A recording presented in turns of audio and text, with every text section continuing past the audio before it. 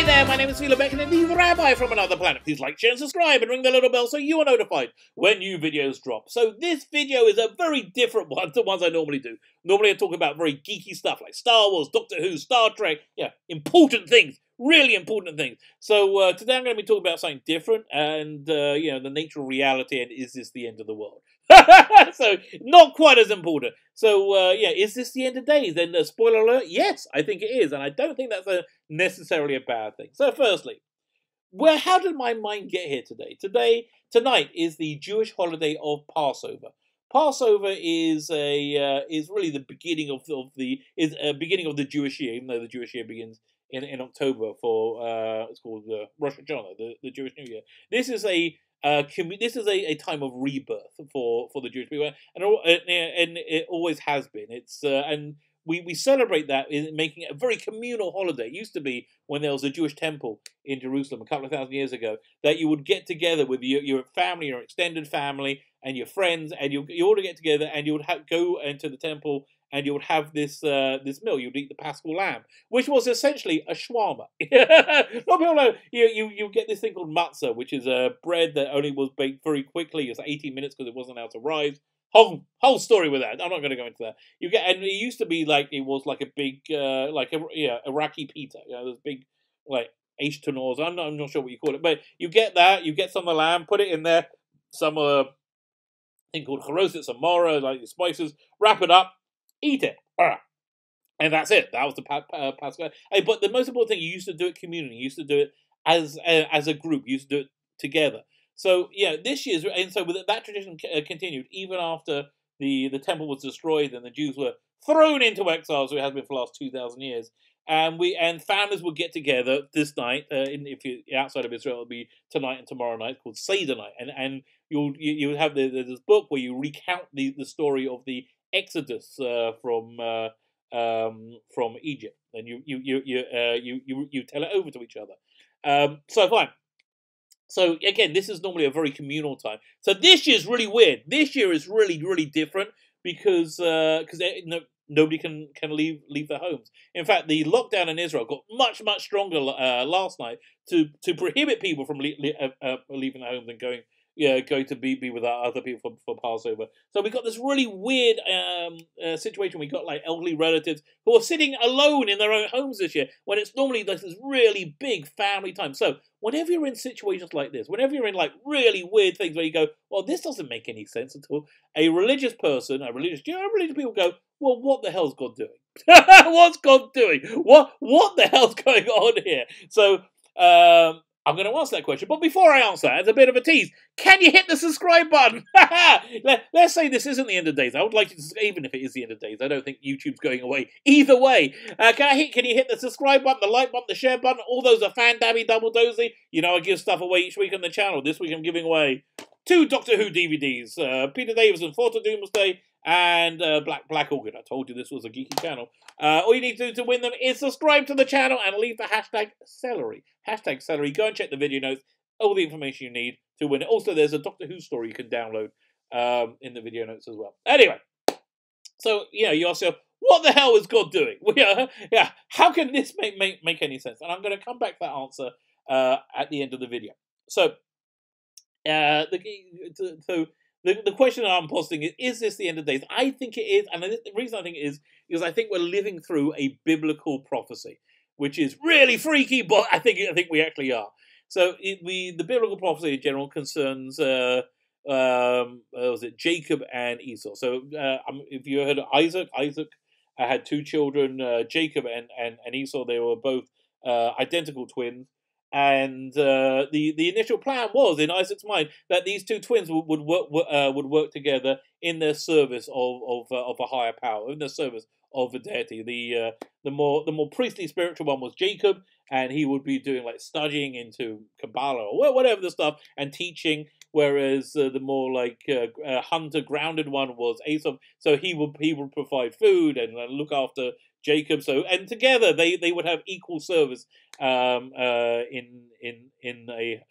a higher power. So that was the plan. That plan didn't work out at all. So yeah, Jacob and Esau did not get on, did not get on, to the extent that Jacob had to run, fleeing for his life. Where did he go up to? Did he go to Lebanon? He ran fleeing for his life. And Esau was a bit honked off. So just stepping back, so you understand genealogy. Jacob was the father of the Jewish people. He went on. He had the 12 sons. Anyway, that's where the Jewish people came from. Esau is essentially the father of Christianity. How is that? You might think Jesus is, and to a certain extent, I guess Jesus is. Yeah, but Esau went on. His progeny went on to create Rome. Rome became the Christian nation, and I think became the center of propagating Christianity throughout the world. So I would say Rome is, Esau represents Rome, which represents Christianity, and Jacob represents Judaism. So after he ran away for 20 years, he married, he got 2 wives, Leah and Rachel. He comes back to Israel, and he hears that Esau's on his way to kill him. He's on his way with 400 men. He's going to kill him, and it's not good. So he has this existential crisis. He splits his camp into 2, so figuring if one gets killed, the other one can run away, which is, that's always been the up until State of Israel was created. That was really one of the number 1 Jewish survival techniques: running away. So you think one could run away, and then when he finally meets Esau, there's not a war. They're not slaughtered. Esau is actually very friendly to him, and at the end he says, "Well, can we go and walk together?" To which Jacob replies, "No, I'm too burdened down with all these worldly things I have, or the wives, the sheep, whatever, pasture. You go ahead, and at the end of the days, I'll catch up with you, and we'll walk together."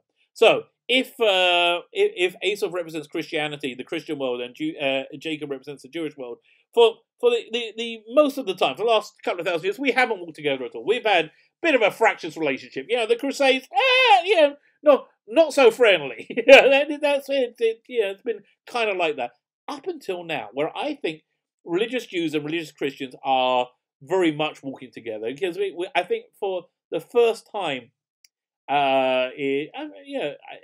since thousands of years, we are both a marginalized minority that is under attack to hate Christians, is completely okay.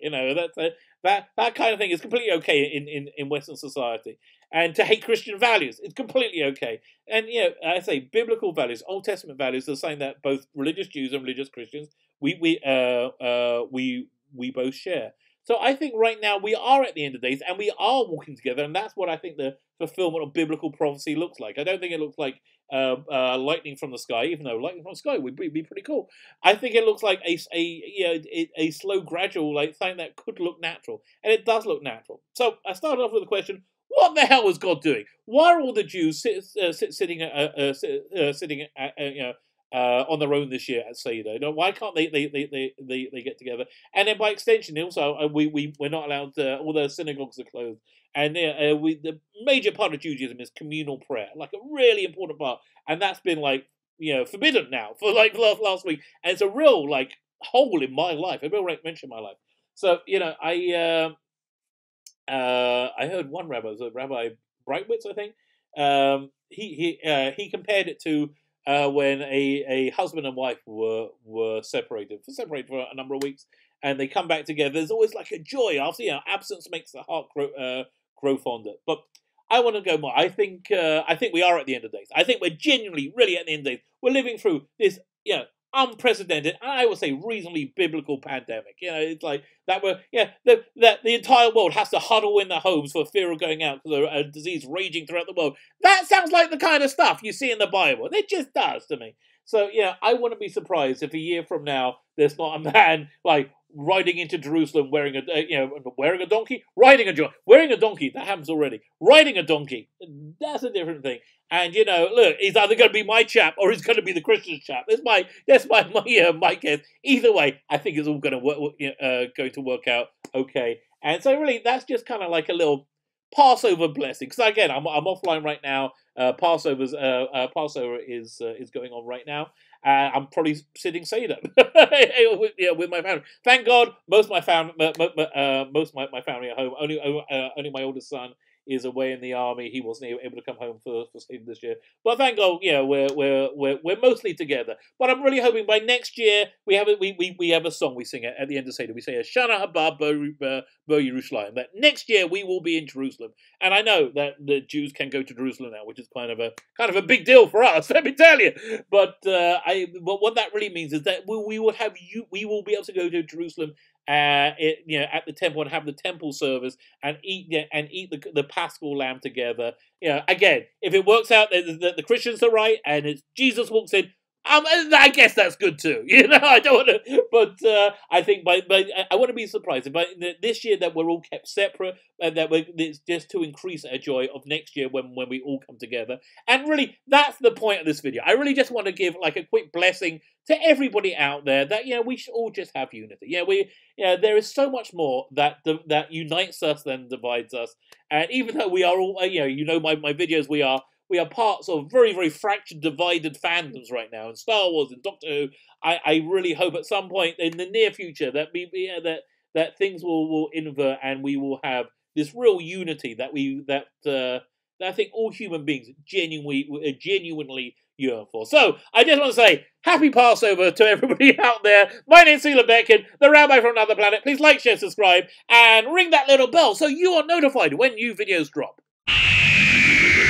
Yeah!